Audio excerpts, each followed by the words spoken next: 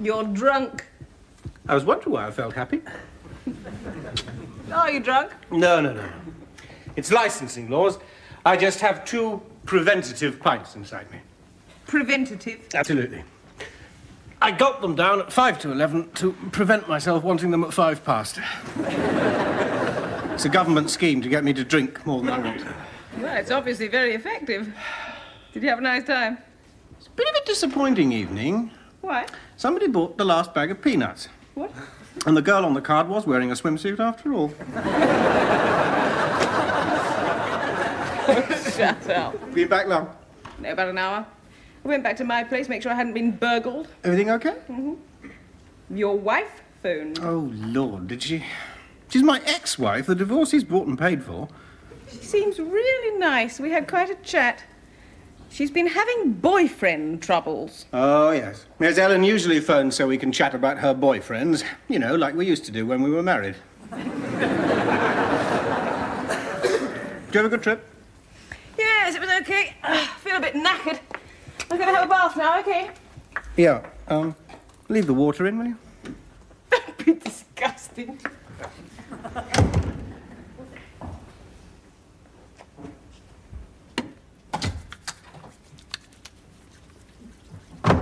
Enough hot water? Plenty. Selina? So it used to be Alistair, but it had kittens.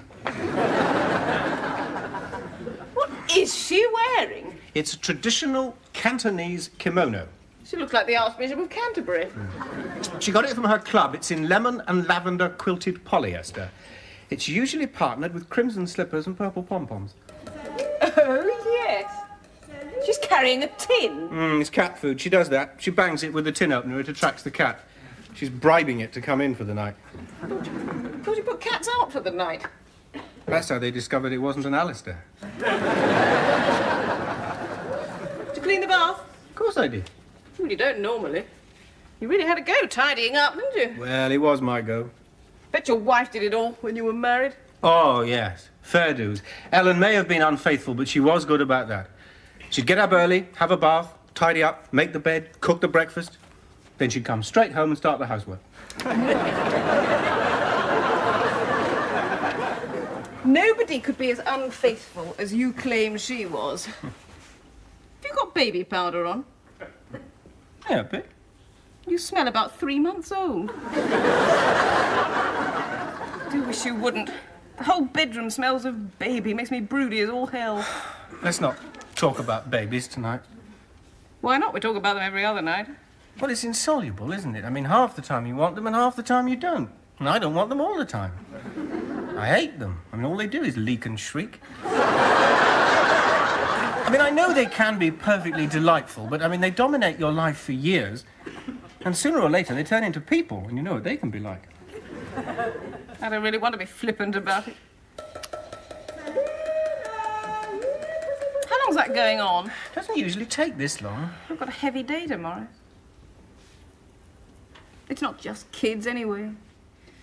I mean, we're not doing anything as a unit, are we, you know? Increasingly, your only goal seems to be finding out how much draft beer you can get yourself outside of. But what exactly do you want? Well, in a way, I want to be trapped. We've got too much choice, in a way. I kind of fantasize about being trapped and just having to do things. No hope with you. Have you taken your pill? Yes. Are you sure? Can I see? What's today? You sure this is this month's? Talk about unflattering. Hang on, just a minute. I'm still counting the little plastic bubbles. Take the edge off the spontaneity, you know. And then there was that time I forgot. One time. God, you went mental. I'm reminded of it every time I open the bathroom cabinet and see those 3 standby predictor packs you bought.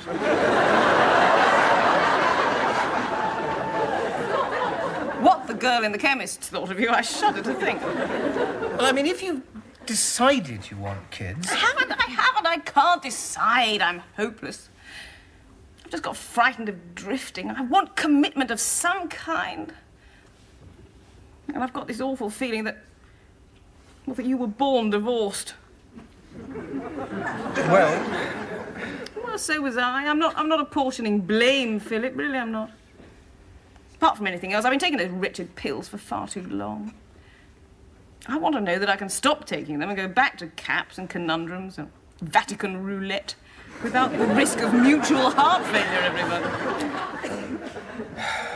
Well, I don't know. Yes, you do know. No, I don't. I just know that I couldn't cope with, well, say what Napley's got, you know. But, I mean, I fantasise too. Who is this Napley? Oh, he's a chap at work. Oh, anyway, he and his organically grown, woolly-pullied wife seem to have produced a kind of humanoid piranha fish of a child called Dylan. This Napley isn't typical, is he? Blimey, you said a mouthful there. No, he is not typical of anything. I think he's very likely the worst father there's been since Adolf Hitler Sr. And he could give centipedes lessons in creeping. Typical. Well, that's a comment on those two. It's got nothing to do with what we're talking about, is it? What were we talking about? I'm not at all sure. I think I'd like to be on my own tonight. Oh, OK. You know, just tonight. Yes, OK. I'll sleep on the couch. No. You have the bed. I'll have the couch. Look, one of us is going to have to lie here all night feeling guilty about having the real bed. And it ain't going to be me. No. Night.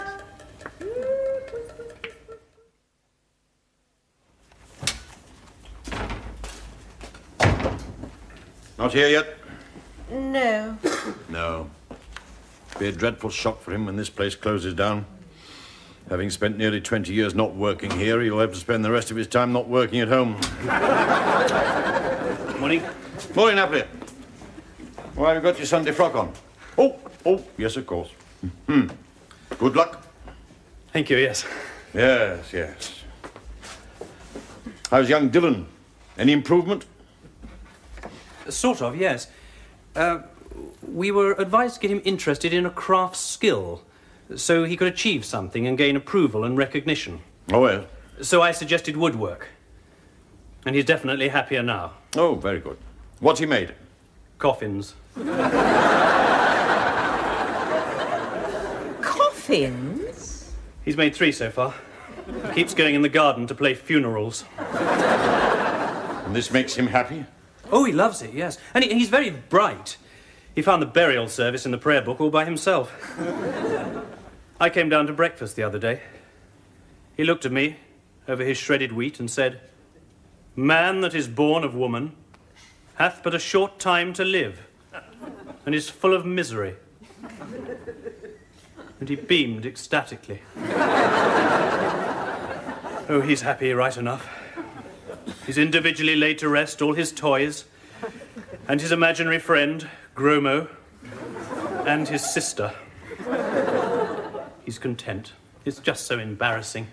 You know, when the other kids' parents come round, you know, they expect mothers and fathers, cowboys and Indians.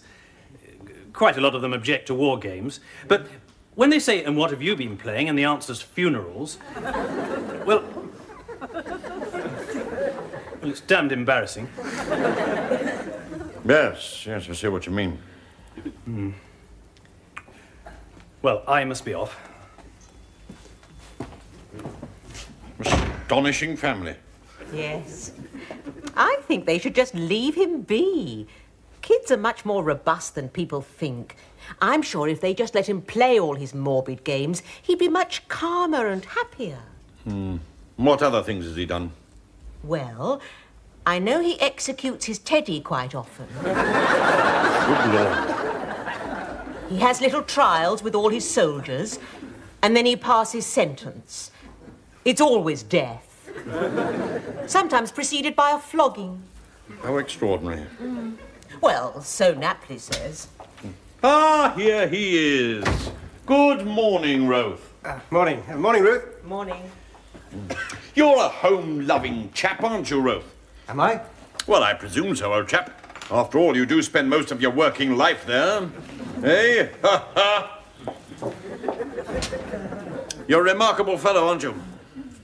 am I? Oh, yes, yes, yes. Armour Life's very own philosopher. It's an extraordinary thing, but Armour Life must be the only insurance company in the Western world to employ a full-time, professional philosopher. We didn't want one.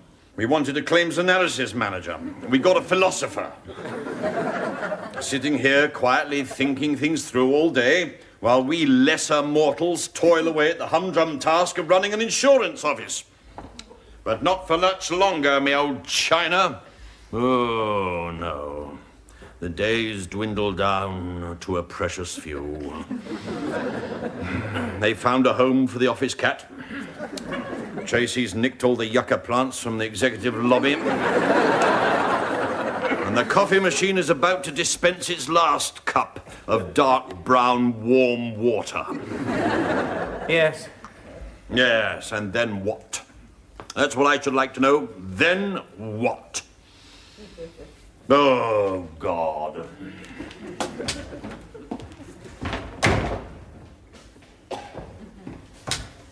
And just to set your mind at rest, it is still the first half of the morning, and I have had a couple.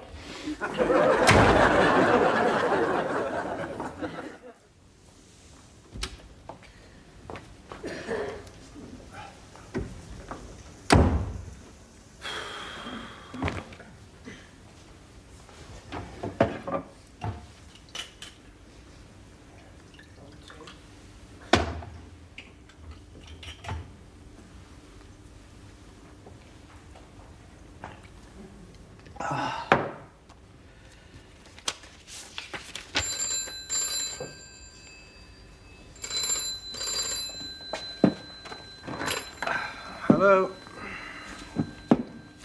Hello, Ellen. How are you? No, you were about to marry an interior decorator, I think. Or be unfaithful to him with a bank manager. I really can't remember. My word. What, Lords or Commons? What exactly is a love child? Well, why doesn't he want an ordinary child? Look, you can't be part of a harem, Ellen. Don't be soft. Well, no, I wouldn't. I wouldn't wish you on any man, but I presume he has reached years of discretion, so... No, I'm fine. Liz, oh, well, she's left me, actually.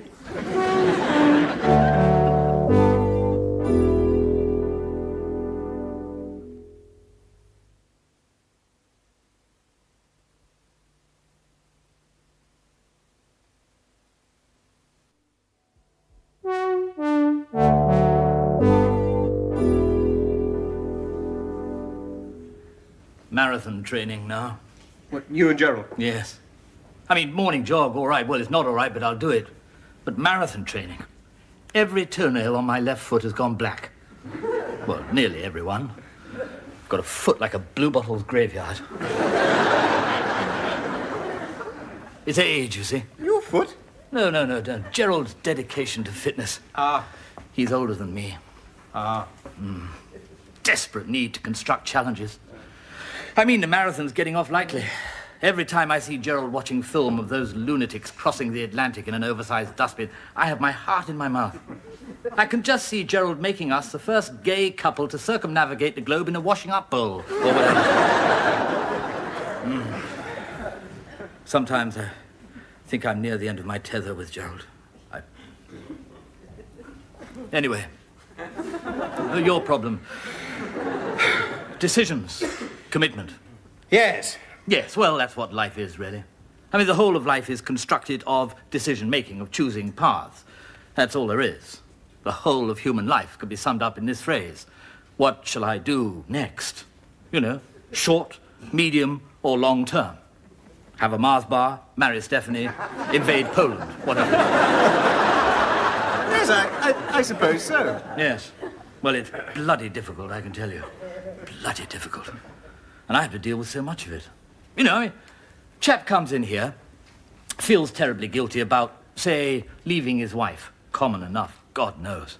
Now, and he wants me to say, no, it's all right, everyone does that these days. You can't be expected to deny yourself these entirely natural desires. You leave the old lady with your 3 kids and you pop off and have a terrific romance with this page 3 type floozy you've taken up with.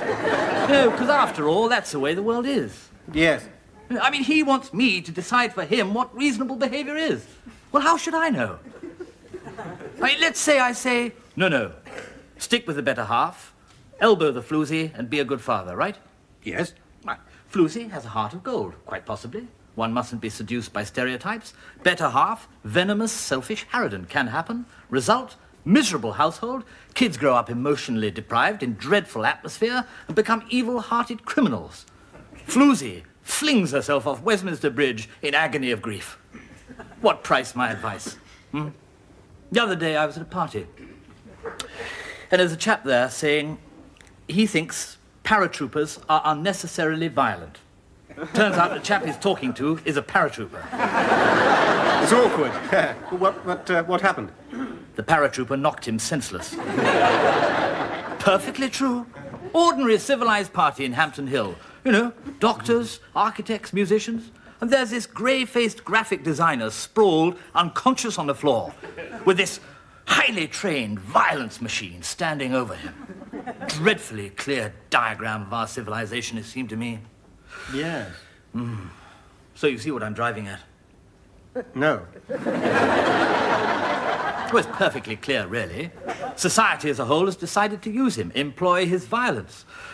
Presumably that's the right decision. I mean, we do seem to need him because violence undeniably exists. Oh, yes. All decisions embrace the undesirable. That is the thing to grasp. There is no right decision. There's a wrong decision, and there's a less wrong decision. And if you're really very lucky, there's the least wrong decision. Stage 1 is grasping that. Stage 2 is identifying which decision is which. Stage 3 is taking it. Yes. God, it's so depressing. Yes. Anyway, I hope that's been of some help.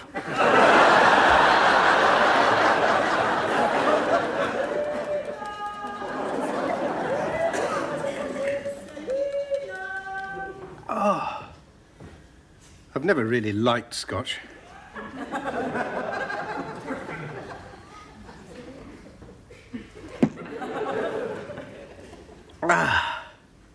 God, it's horrible. Still, it is quick.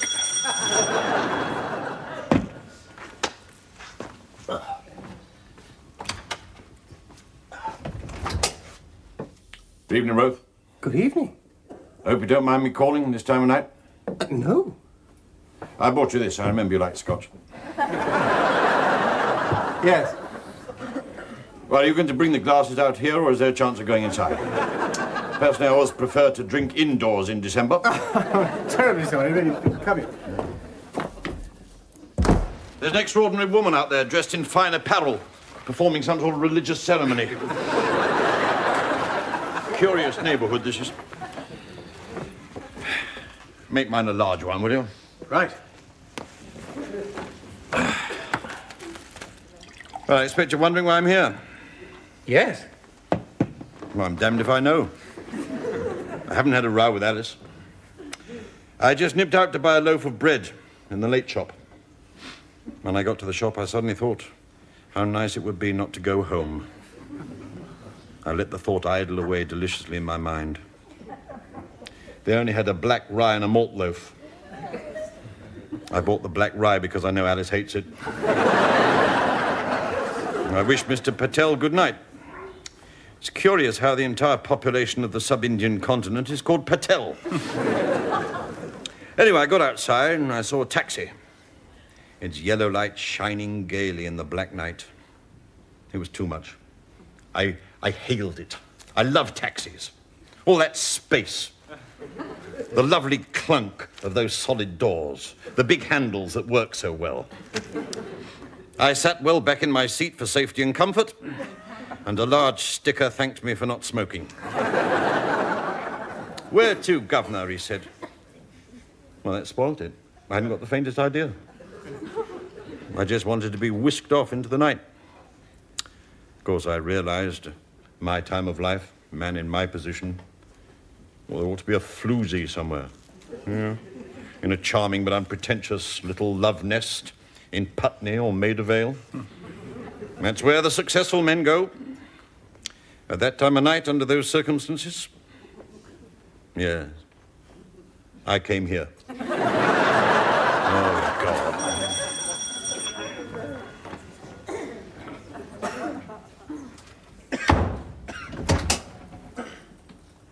I didn't mean to leave a letter, actually. I mean, you know, just like that. No. I was just, confused. Yes. Yes. Can I come in, do you think? I'm not over keen on this passing strangers bit. It was only this morning I last saw you. There's somebody here, actually. Oh, well, I've got to hand it to you. You don't let the grass grow, do you? No. It's not like that. It's a man. And it's not like that, either. No, the old man. Oh, dear, how old? Is he about to pop off at any minute? No, it's the boss from work. He was the youngest branch manager, you know, when he was appointed, so we call him that, you know, like you call bald men curly. I don't, but I catch your drift. Yes, he was a bit depressed tonight, so he came here. He was depressed, so he came to see you. Yes. Well, I've heard of Coles to Newcastle. Yeah. Come and meet him. Look, peace offering. Thanks a lot. Actually, I must just dash to the loo. Excuse me. Well, it's all right for you. You're a miserable sod. You've always been miserable. You had the foresight to see how dreadfully things would turn out. I didn't. I travelled hopefully. But look at me. What have I got? Nothing. My family life evaporated years ago. I loved that office, Roth. I used to invent work to stay away from home. Now it's gone. Ruth's gone to Welling Garden City. Napoli's gone. Oh, yes, he got your job this morning. I thought he might. Still, he's got to go to Milton Keynes. Seems they're not too keen on philosophers in Milton Keynes. And I've just gone. My life seems to be something that happened while I was looking the other way. What you going to do, Ruth? Well, I was thinking of becoming an alcoholic. Philip? Oh, hello. Excuse me. Philip, are you on good terms with Mrs. Denzil? Yes, why? I've just let Selina out of your broom cupboard. Hey, you naughty girl, where have you been?